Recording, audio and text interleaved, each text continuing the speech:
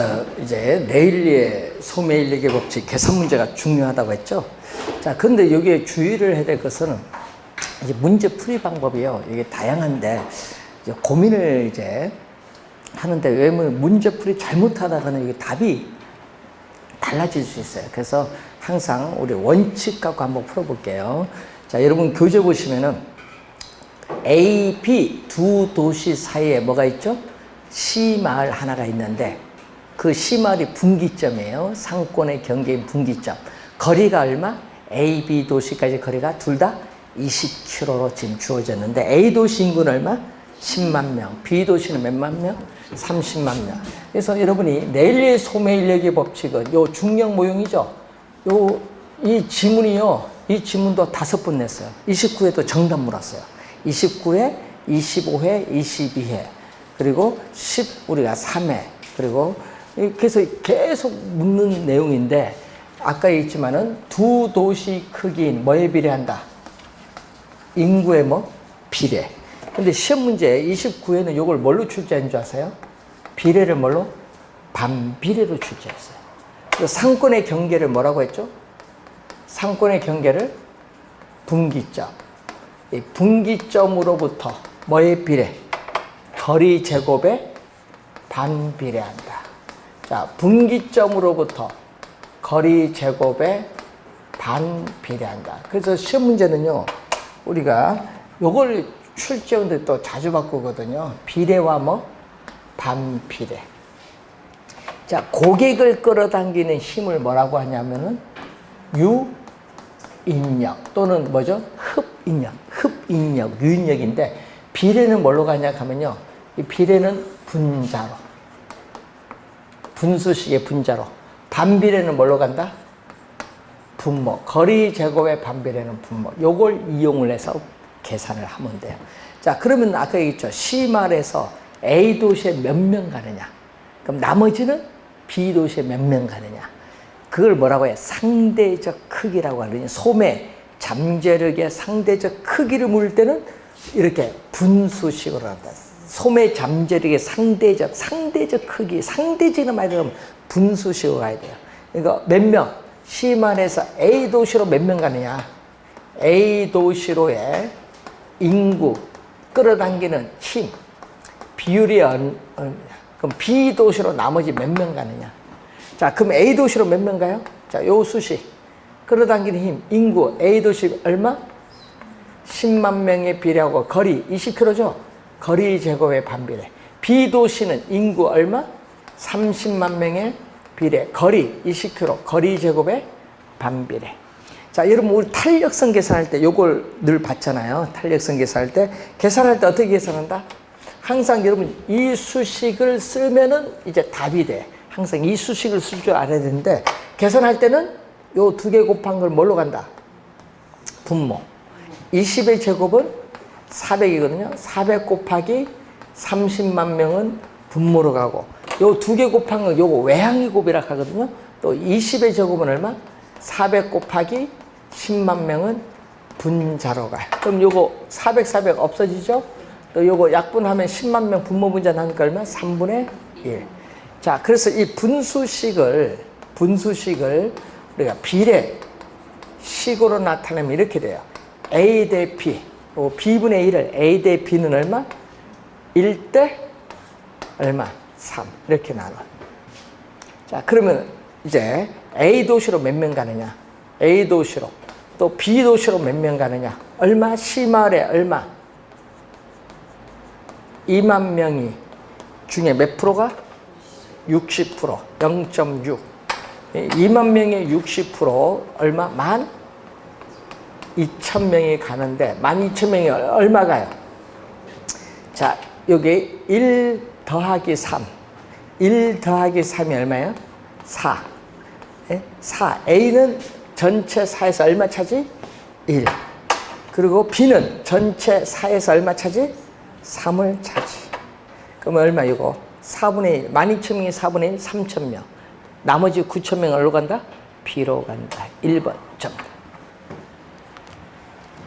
이렇게 조건이 주어질 때, 요 중요한 게 요거죠. 조건이 주어질 때 2만 명의 몇 프로? 60%만 A 도시 또는 B 도시에서 구매한다. 이런 조건이 주어졌을 때 이걸 주의를 좀 해두시면 되겠네요. 지금까지 조건 주어진 건 출제를 안 했거든요.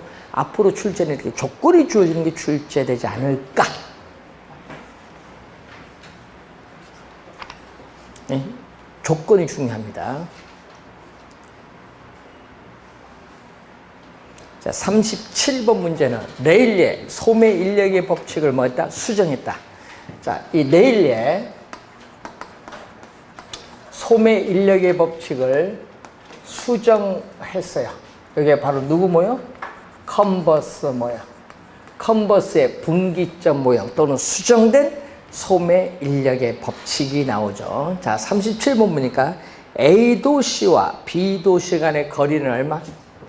여기 A, B 도시 간의 거리는 12km. A 도시 인구는 1만 명, B 도시 인구는 4만 명으로 지금 주어졌어요.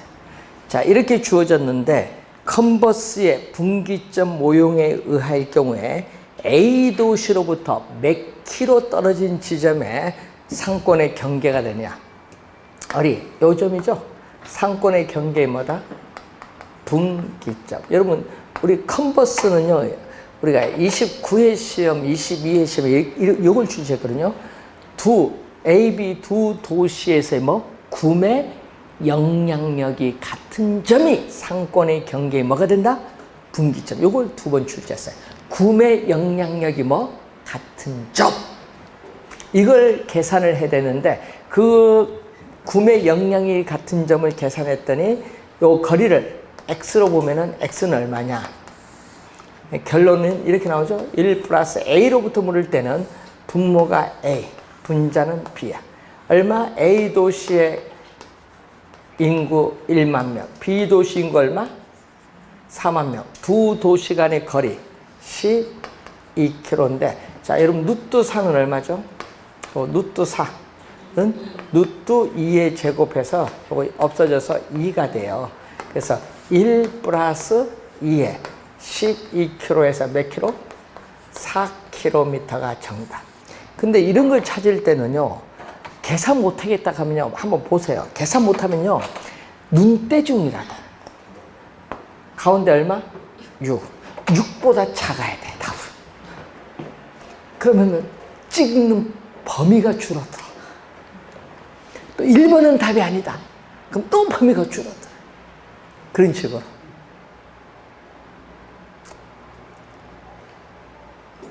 자, 그래서 정답은 3번이 정답입니다. 자, 38번 갑니다. 상권의 분석 방법에 관한 설명으로 틀린 것은 중심지의 중심성을 기준으로 할 때 어떻게 돼요? 중심성의 크기에 따라 저차원, 중차원, 고차원 중심으로 하는데, 저차 중심지는 GS25C, 고차 중심지는 롯데백화점. 어디가 범위가 커요? 상권의 범위. 고차 중심지 당연히 크죠. 그래서 1번 어떻게 돼요? 정답이 되겠네요. 어디가 크다? 고차 중심지가 크지. 2번, 두 개의 상업 중심지가 있다면 중심지 규모도 크고 또 판매되는 물건의 종류가 다양한 쪽의 상권이 더 크죠. 예? 백화점 다양한 상품 판매하잖아요. 자, 중형 모형은 대형 쇼핑센터 인근에 소형 판매점의 고객 수가 감소하는 원인을 설명해 줄 수 있다. 이것도 맞고. 4번, 공간. 여러분, 경쟁 점포들 간의 공간을 서로 균등하게 배분하자는 원리인데, 여기는 시장이 좁고 수의 교통비 탄력성이 작다. 여러분, 작다는 건 뭐예요? 교통비 탄력성이 작다는 건 뭐예요? 비탄력적이에요. 비탄력적은 뭐죠? 그러니까 번역을 할까요? 교통비가 수요량에 영향을 미치지 별로 안 한다. 됐어요? 작다는 건 비탄력적. 이것은 교통비가 수요량에 별로 영향을 미치지 않는다. 그럼 영향을 별로 미치지 않는 경우에 어디에 입지해야 돼? 중심부에 입지를 해야 뭐다? 유리하다. 4번 맞고. 5번, 허프 모형을 이용하면 각 상점에 이용 고객 수, 시장 점유율, 매출액을 간단하게 구할 수 있다.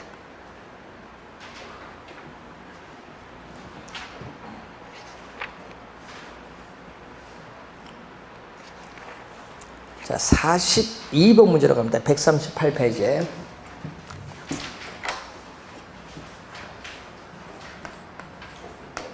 자, 허프 모형. 원래 계산 문제 내일 내는 허프인데, 자, 여러분 이런 문제 나오면요. 42번 문제 이런 문제 나오면요. 계산 풀 때 보면요. 식 3번 써야 돼. 예? 그럼 항상 허프가 나오면요. 허프가 나오면 제일 먼저 뭐를 구해야 되냐 하면요. 시장 점유율을 제일 먼저 구해야 돼. 무슨 점? A 할인점이죠. 그래서 A 할인점에 뭐를부터 제일 한다? 여러분 소비자, 거주지에서 A 할인점을 방문해서 경험적으로 물건을 살 확률, 물건을 살 확률을 뭘로 본다? 물건을 살 확률을 시장 점유율로 봐요. 물건을 살 확률을 시장 점유율로 보는데 문제는 여러분 있죠? 내가 운영하는 점포가 시장에서 몇 프로 될 거냐, 점유율. 부모는 뭐가 와야 돼? 전체를 100으로 봤을 때 내 점포 몇 프로냐, 5%냐, 10%냐. 부모는 뭐가 와야 돼? 전체가 와야 돼. 그럼 전체가 어떻게 와야 돼? 지금 경쟁 점포가 몇 개? B 하나밖에 없죠. A는 얼마? 자, 여러분 허프도 거기에 거리 마찰 계수가 나와요. 항상 여러분 시험 문제에 허프 나오면 요거부터 확인. 거리 마찰 계수가 얼마? 2. 요게 주어졌고 지금까지 계산 문제 전부 2로 주어졌어. 2로 주어지면 뭐를 적용한다? 중력 모형을 적용해. 중력 모형은 뭐죠? 매장 규모, 매장 면적에 비례하고 거리 제곱에 반비례한다. 그럼 매장 면적 얼마? A 8,000에 비례하고 거리 8km, 거리 제곱에 반비례. B 매장 면적 얼마? 2,000? B 매장 면적 2,000에 비례하고 거리 2km, 거리 제곱 반비례. 두 개 더해주면 전체. 전체에서 구하고자 하는 A 얼마냐? 8,000, 8의 제곱. 8 하나 없어지면 1000을 8로 나누면 125네요. 자, 그럼 분자는 125. 2000을 4로 나누니까 얼마? 500. 그럼 얼마 나와요? 625에 125 나눠줬더니 5분의 1. 5분의 1에 퍼센트가 가니까 100을 곱해주니까 몇 프로? 20%. 시장 점유율은 20%. 자, 항상 제일 먼저 허프만 나오면 제일 먼저 뭐부터 구해야 된다? 시장 점유율부터 먼저 구해놓고 계산해야 돼요. 요거부터 먼저 구해놓고 그 다음에 뭐를 구한다? 두 번째가 이용 객수가 얼마냐. 이용 객수는 얼마? 지금 문제에서 거기 시도시 인구 몇만? 20만 명의 몇 프로? 50%가 A 할인점. 자, 여러분 20만 명에 50%가 A 할인점이나 뭐를 이용한다? B 할인점. 요 50%가 A 할인점이나 B 할인점을 이용한다. 몇만 명? 10만 명인데 10만 명이 할인점을 이용하는데 그 중에 몇 프로가? 20%가 A 할인점을 이용한다. 얼마? 2만 명. 자, 그런데 문제는 요거 구하는 것이 아니라 뭘 구하는 거예요? 지금 문제에서. A 할인점의 이용객 수. 자, 이 A 할인점의 이용객 수는 뭐에 대해서? 시도시 인구에 얼마가 되느냐. 그럼 시도시 인구는 얼마? 시도시 인구는 20만 명. A 할인점 이용객 수 얼마? 2만 명. 얼마? 10분의 1이죠. 퍼센트에 가려니까 100을 곱해주니까 몇 프로? 10%. 2번 정답인데 이렇게 하나, 둘, 세 개 공식을 이용해야 되는 거예요. 문제는 이런 문제가 어려운 문제는 아니지만은 이런 문제 내서 또 잘 틀리는 문제입니다. 자, 중요합니다. 여러분 28에는요 43번처럼 점포 3개 나왔어. 그럼 점포 3개 나오면 분모에 뭐 들어오면 돼? 점포 2개니까 2개. 하나 더 넣으면 되죠? 하나 더 넣으면 돼요. 계산하시면 돼요. 별로 어려운 건 아니에요. 하나 더 넣으면 돼, 분모에. 하여튼 시장 점유율만 잘 구하면 돼요. 자, 45번 문제로 갑니다. 상권의 분석 방법에 관한 설명으로 틀린 것은 크리스탈러의 중심지 이론은 공간적 중심지 규모의 크기에 따라 상권의 규모가 달라진다는 것을 실증적으로 분석한 이론. 1번 맞고 2번 컨버스의 분기점 모형은 요거 아까 얘기했죠. 두 도시 간에 뭐 포인트는 구매 영향력이 같은 점이 상권의 경계선인 분기점. 구매 영향력이 같은 점. 이게 키포인트. 자, 그리고 3번에 중력 모형은 뭐죠? 여러분, 이 레일리나 컨버스의 중력 모형은 결정론적인 접근이야. 결정론적인 접근으로서 중심지, A, B 두 중심지 간의 상호작용에 있잖아. 아까 A 도시로 몇 명 가면 나머지 B 도시로 몇 명 가느냐. 두 중심지 간의 상호작용에 초점을 두고 있어요. 중력 모형은. 그런데 크리스탈러, 아까 앞 시간에 배웠던 크리스탈의 중심지로는 아까 어떻게 돼요? 배우지 외접형, 배우지 중첩형, 배우지 완결형, 배우지가 형성되는 과정. 아까 봤죠? 그 그림, 그걸 설명해요. 중심지가 어떻게 형성되고 있느냐, 이 과정에 초점을 두고 연구한 이론이 누구 이론? 크리스탈러의 이론. 그게 몇 번 지문? 3번 지문. 정답. 자, CST. 여러분, 그거 번역합니다. 커스터머는 소비자, 스파팅은 분포, 테크닉 기법, 소비자 분포 기법. 번역하면은, 그럼 소비자 분포 기법은 어떻게 돼요? 여러분, 우리 이마트에 고객이 오면요, 고객이 왔어요. 면접을 합니다. 인터뷰. 그래서 지도상에 점을 찍어서 상권의 범위를 확정해. 상권의 규모, 범위를 확정하고요. 고객의 특성, 판매 촉진 전략, 수립에 기여할 수도 있고, 점포의 확장 계획도 유용하게 적용할 수 있고, 또 경쟁하고 있는 점포의 경쟁의 정도가 어느 정도인지도 알 수가 있어요. 맞는 지문이고. 자, 5번 허프의 확률의 동그라미. 허프는 나면 확률이죠, 항상. 여러분, 아까 레일리나 컨버스는 뭐죠? 결정론적인 접근이고, 허프는 확률론적인 접근. 확률 모형을 이용하면 각 상점의 이용 고객수 밑줄, 이용 고객수 밑줄, 이용 고객수, 요거 나오잖아요. 이용 고객수만 구하는 것이 알아보 시장 점유율, 또 아까 또 계산 문제 안 풀었는데 44번처럼 매출액 얼마냐, 이런 걸 다 계산할 수 있어요. 누구 모형 가지고? 허프의 모형을 가지고.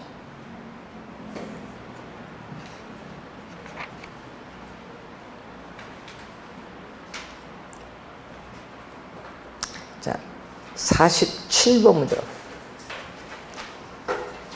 자, 상업용 부동산의 시장 분석에 관한 설명으로 틀린 것은, 자, 소매점포 개설을 위한, 소매점포는 하면 예를 들면 뭐 GS 편의점 이렇게 생각하면 되고, 시장 분석 절차는 항상 분석을 할 때는 넓은 곳에서 좁은 곳으로 들어와야 돼. 그래서 제일 먼저 뭐를 분석해야 돼?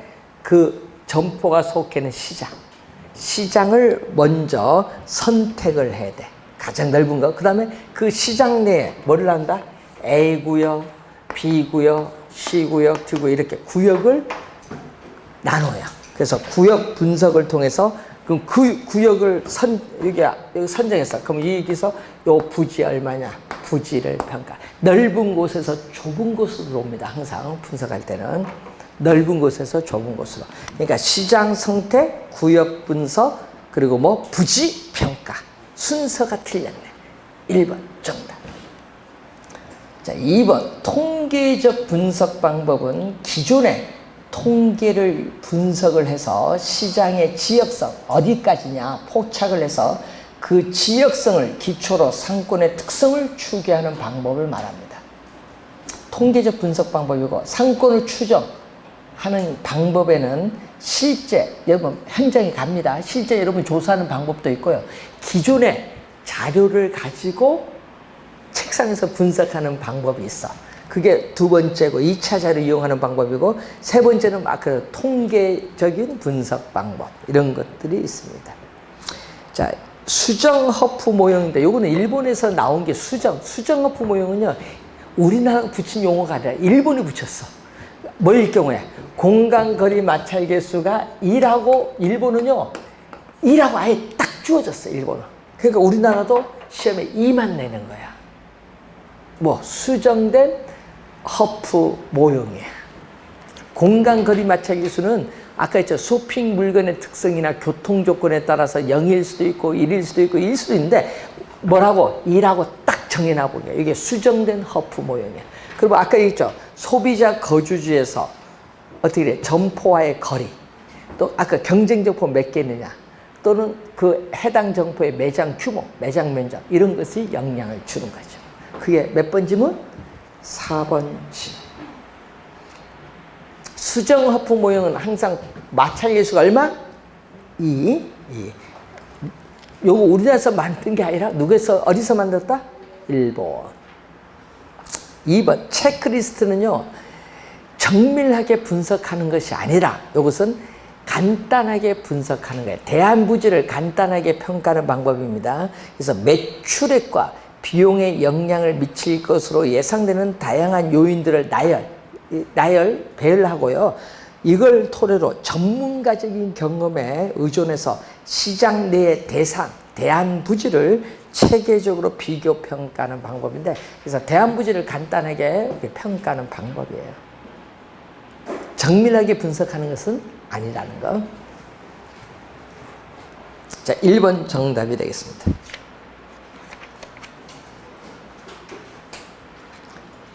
자, 51번 문제로 가겠습니다. 베버의 이론이 나오는데, 자, 알프레드 베버의 공업 입지 이론은 항상 베버가 나오면 뭐가 나와야 돼? 베버는 최소 비용이라. 이 말만 알아도요. 29회도 요 말만 알아도 지문에 OX가 나오는 거야. 말 그대로 뭐죠? 비용이 뭐가 되는 지죠? 최소가 되는 지점에 공업이 입지하라. 뭐 간단하지 뭐. 공업 입지 이론이니까 비용이 최소가 되는 지점에 공업이 입지하라. 비용이 최소가 되는 지점.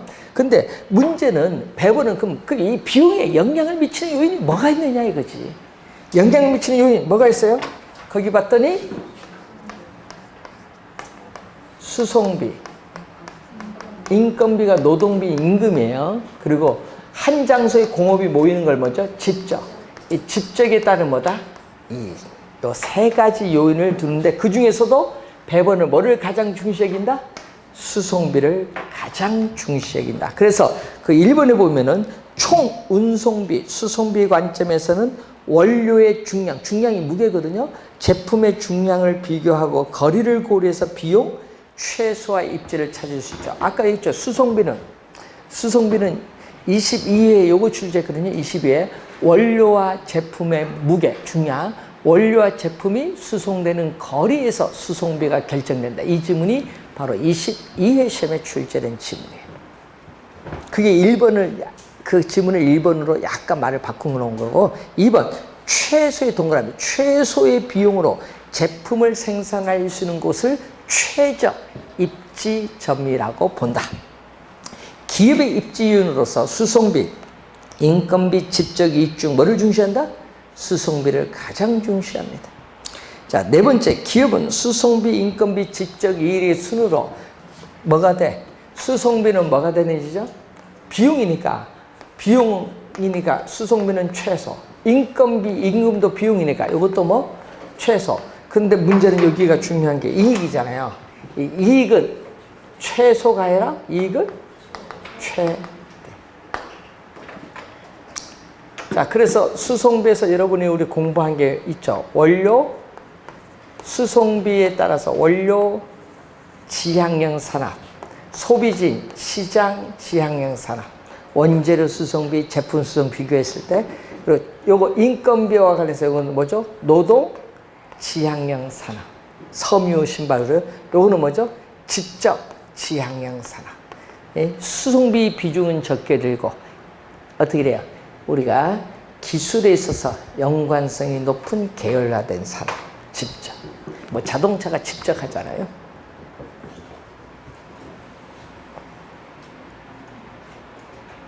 어떤 분이 가끔 묻더야. 우리 공인점에 우리 상가 점포 우리 여러분 보다 보면 상가 점포에 공인중개사 사무실 몇 개 있죠?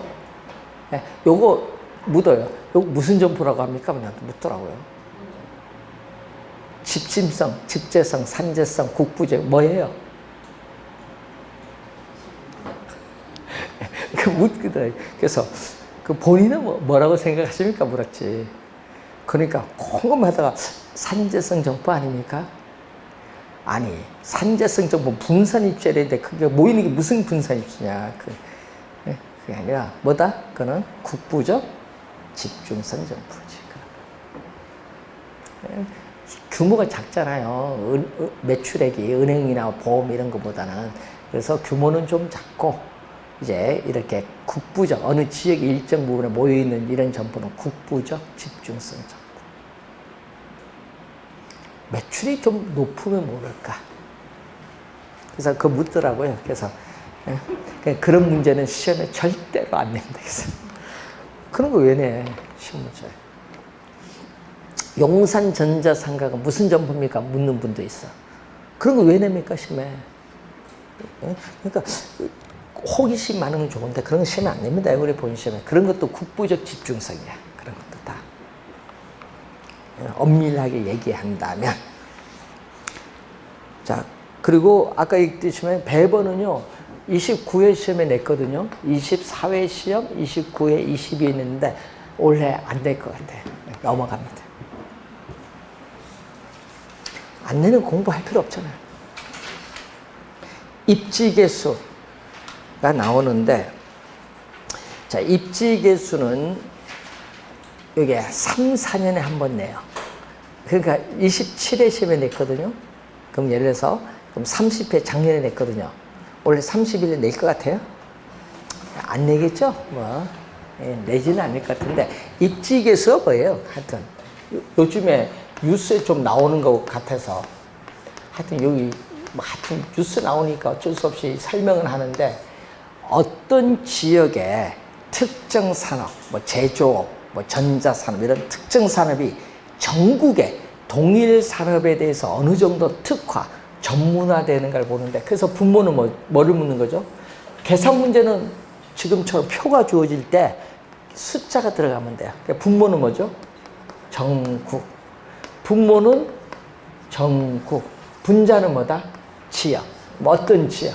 뭐 Z 지역. 이렇게 어떤 지역이 분자. 분모는 전국. 요것만 우선 기억하고 전국의 뭐? 전체 산업. 전국의 전체 산업의 고용자 수, 고용 인구죠. 그래서 전국의 뭐 뭐 자동차 산업, 부동산 산업, 제조업, 섬유 산업 뭐 많죠. 그래서 어떤 산업이 있어요. I 산업의 고용자 수에 대해서 Z 지역 전체 산업의 고용자 수에 대해서 Z 지역 I 산업 고용자 수가 차지하는 비율. 자, 무슨 얘기냐면요. 여기 Z 지역이에요. 자, 이 지역에서 생산해요. I 산업에서 생산을 했는데 이 지역 주민들이 소비하고 남아요. 남았어, 물건이. 남으면 어떻게 해? 폐기할 겁니까? 팔아야지. 어디 팔아야 돼? 다른 지역으로 수출해야지. 그래서 이 Z 지역 경계 밖으로 뭐를 해야 돼? 수출을 해야 돼. 그래서 이게 1보다 크면은 Z 지역 경계 밖으로 수출하는 무슨 산업? 그 지역에 기반이 되는 산업. 기반이 되는 산업. 그러면 전라남도 광주하면 뭐? 자동차. 인천하면 뭐? 부평, GM 있잖아요. 자동차. 이런 식으로. 예? 그러면 성남하면 뭐? 성남도 공공기관이 많았는데 다 이전했어요. 7개가. 지방으로 이전하면서 받은 게 뭐가 있어? IT를 받았잖아요. 판교. 그 매출액이요. 7개 매출액 있죠? 7개 매출액 있잖아요. 그거 다 더한 것보다 5배가 더 많아. 세금 엄청 들어오죠? 들어오잖아요. 거기 중에 1위가 뭐예요? 1위. 거기 들어온 기업 중 1위. 네이버. 예? 시가총액이 얼마인 줄 아세요? 예? 시가총액 40조입니다. 현대자동차 아무도 아니야. 네이버 종업 몇 명인데. 현대자동차 아무도 아니야, 시총. 2위가 어디? 다음 카카오. 제주도. 3위가 어디? 예? 3위. 있잖아요, 우리 게임하는 NC 소프트. 제조업 이제 망했어. 제조업. 그러니까 우리나라에 웃긴 거야. 제조업 하는데 제조업 망했어, 앞으로는. 제조업 5년 내에 다 망합니다, 한국 제조업. 왜? 노동조합 때문에 안 돼. 다 망합니다, 5년 내에. IT로 가잖아. 종업원 몇 명? 얼마 안 돼. 100명이 예? 매출에 가져오는데. 그래서 앞으로 시기는 그래요. 기반되는 산업이 뭐냐.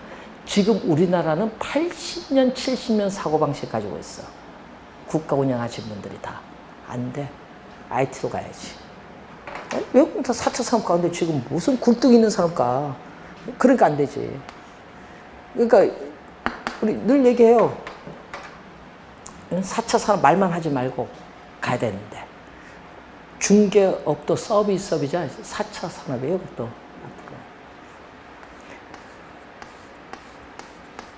요거는 뭐죠? 수출을 하지 못하는 무슨 산업? 그 지역 내 생산 소비하는 비기반 산업. 자, 여러분 공인중개사 합격을 했어요. 그러면 오픈을 해야죠. 많이 하잖아요, 오픈.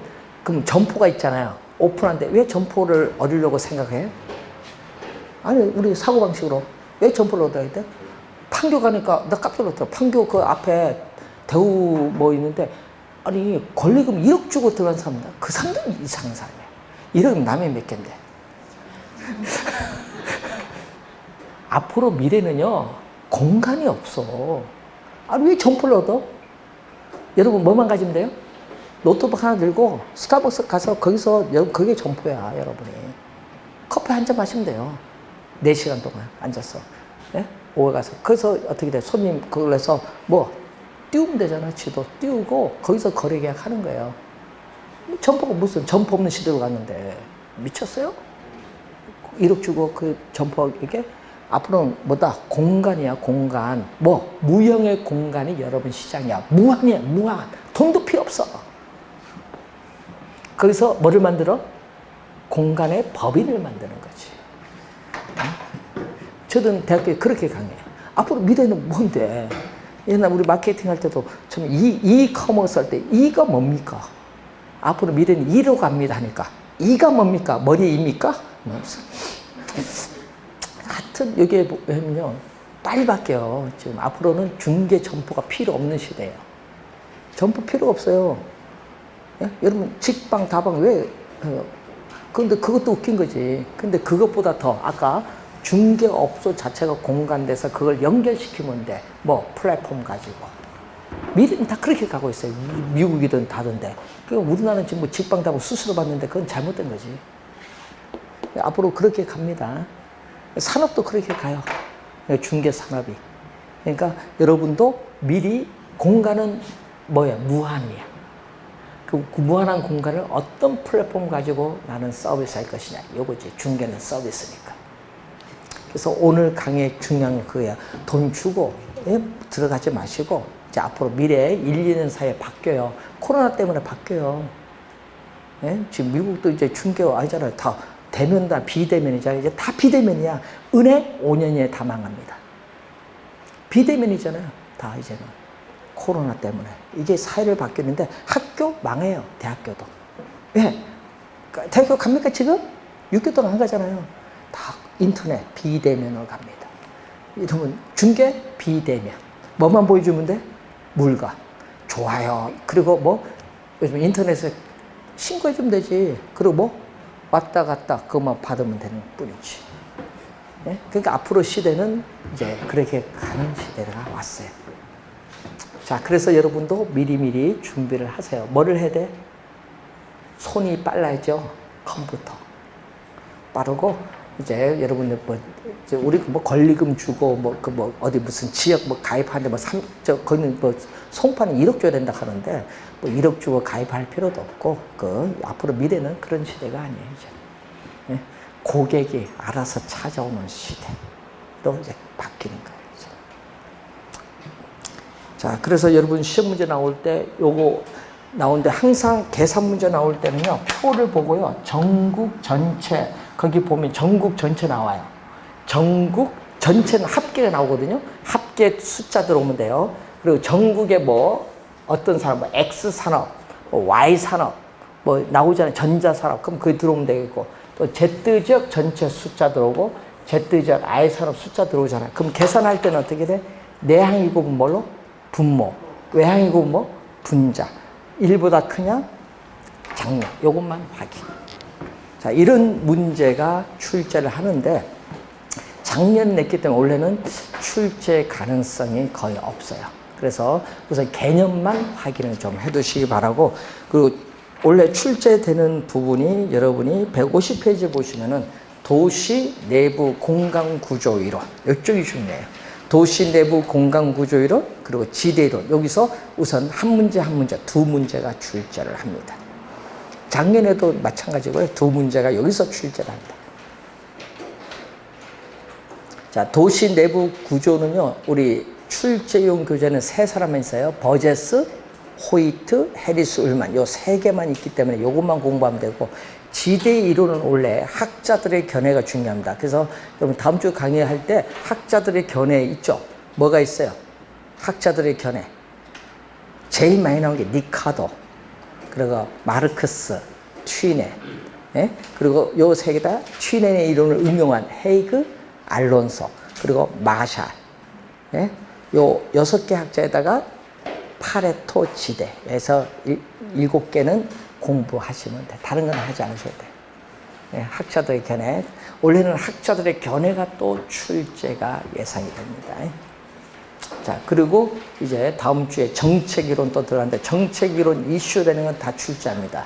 작년에 보통 4문제 출제되는데 작년에 7문제 출제했어요. 특히 정책 수단에서. 그래서 올해도 지금 이슈가 하도 많이 되고 있는데, 그래서 이슈 되는 건 분양가 지금 뭐 상한제가 민간 택지도 적용한다 뭐 많이 나오죠. 그래서 분양가 상한제라든지 또 전월세 상한제, 렌트, 임대료 규제죠. 전월세 상한제, 전월세 신고제. 전월세 신고제는 부동산 실거래가 신고제 관련해서 거기 또 이제 들어오는 내용이니까, 그래서 원래 하여튼 법이 자주 바뀌는 부분이 또 출제를 하고요. 또 토지 공개념 얘기가 많이 나오니까 헨리 조지 사상, 그리고 세금 얘기 많이 나오죠. 지금 세금 얘기, 보유과세, 취득, 처분 시에 관련된 세금이 원래 또 출제되지 않을까 보여집니다. 그래서 이슈되는 건요, 정책을 한번 보세요. 우리 좀 70대칙 나왔고 뭐 6.17 대책도 나오고 뭐 나오잖아요. 거기에 관련된 내용이 시험 문제 출제를 합니다.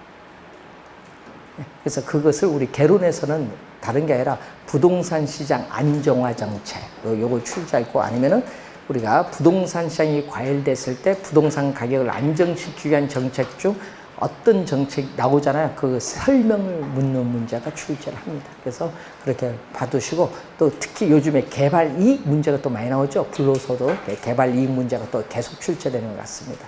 그래서 그런 중요 부분만 잘 정리하시면 될 거예요. 자, 다음 주에는 정책 이론까지 한번 나가보도록 하겠습니다. 자, 오늘 수고하셨습니다.